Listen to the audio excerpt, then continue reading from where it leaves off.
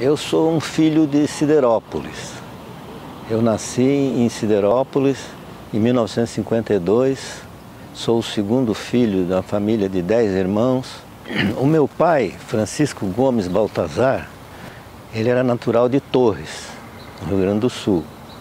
Em 1935, a família se mudou para Araranguá porque os meus avós queriam dar estudo, um melhor estudo para os filhos. Meu pai, em 47, aproximadamente, 46, 47, com seus 18 anos, foi trabalhar na siderúrgica lá em Siderópolis.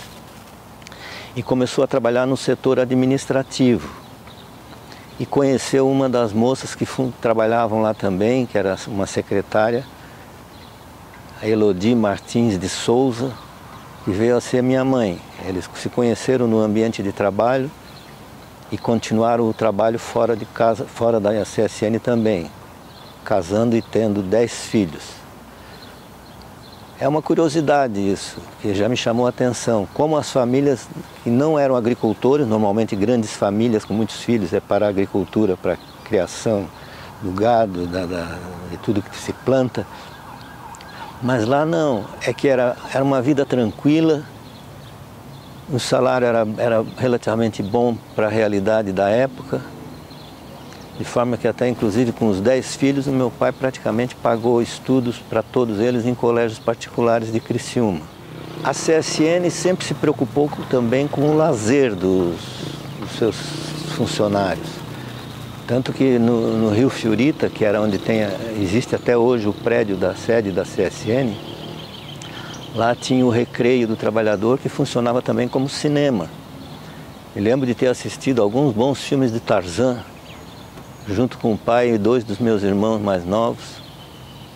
Meu pai foi diretor do Itaúna Futebol Clube, era itaunense roxo, como a gente diz. Foi diretor da Liga Atlética da Região Mineira, que congregava todo o futebol em toda a região. A vida dos operários, dos funcionários da siderúrgica, naquela época era bastante boa, na medida em que a siderúrgica oferecia as condições para que os seus funcionários vivessem bem, relativamente tranquilos. A vila, nós tínhamos 2 vilas lá, a Vila Residencial e a Vila Formosa, para os funcionários administrativos. E tinha também a Vila dos Engenheiros, com poucas casas, mas era para o pessoal que ia trabalhar por um certo tempo, era passagem temporária pelas minas do carvão, para manutenção da Marion, a máquina que explorava o carvão a céu aberto e que por isso foi responsável pela destruição do meio ambiente do município. Tanto que 80% do solo do município foi revirado com a Marion. A Vila Residencial e a Vila Formosa se transformaram numa paisagem lunar, porque descobriram o carvão ali e a Marion foi para lá e revirou tudo. Tem rios que são águas mortas, por causa da pirita do carvão, rios que eram com águas limpas. Nos fundos da minha casa, na Vila Residencial, passava um rio onde a gente tomava banho. Tinha um barranco alto, a gente amarrava um cipó num dos galhos de uma árvore na beira do rio, a gente pegava o cipó, dava uma corrida e se jogava. O cipó ia até quase o meio do rio e a gente largava e dava um mergulho lá. Era uma coisa muito boa, A CSN representou muito lá, como eu já disse, representou muito para a região. E tem um aspecto interessante no que diz respeito à CSN, é que ela dava muita ênfase na educação dos filhos dos seus funcionários. E a preocupação foi tanta que acabou o meu pai sendo transferido para Criciúma para organizar a SATIC, que hoje é a Unisatic, é uma universidade, e começou com cursos técnicos para os filhos dos mineiros. Era a Sociedade de Assistência aos Trabalhadores do Carvão, a SATIC. Eu não frequentei a SATIC, mas alguns dos meus irmãos fizeram ginásio e curso científico lá na SATIC, isso lá nos anos 70. Mas eu indiretamente fui beneficiado também, porque com aquela ênfase que eles davam para a educação, o meu pai, que era um funcionário simples na CSN, conseguiu dar estudos para todos os filhos. E ele fazia questão, já na época era uma dificuldade, a qualidade do ensino público. Nós estudamos em colégios particulares. No Colégio São Bento, as minhas irmãs no Colégio Michel, Madre Michel, e eu no Colégio Marista. Na época era o Ginásio Marista, depois Colégio Marista. Estudei, vim para cá, para Florianópolis, fiz faculdade de Direito, fui fazer mestrado em São Paulo. Voltei, fiz o concurso para professor na Federal e me dediquei praticamente full time à Universidade Federal de Santa Catarina, onde fui diretor do Centro de Ciências Jurídicas. E depois, com toda a tragédia que aconteceu em 2017, fui escolhido reitor pro tempore. E na eleição havida em março, abril de 2018, fui eleito pela comunidade e confirmado pelo ministro da Educação, na época, o Mendonça. E na eleição, como eu disse, fui eleito e hoje estou aqui como reitor desta belíssima universidade, uma universidade de ponta, uma das melhores do Brasil, a terceira em alguns rankings, a quarta em outros rankings, mas nós estamos entre as 4 primeiras do Brasil. O que eu posso dizer é que Siderópolis é uma cidade que deve tudo ao carvão. O que ela é hoje, embora a indústria tenha se diversificado, tenha um comércio relativamente bom, mas não há a menor dúvida que tudo começou com a exploração do carvão.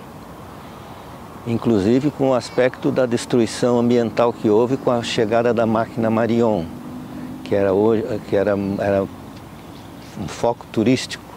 O pessoal ia na região para conhecer a Marion, a maior máquina de exploração a céu aberto do Brasil e uma das maiores do mundo também. Eu digo que foi bom e foi mal. Foi bom porque tocou a economia, Siderópolis cresceu, chegou a ter 22 mil habitantes.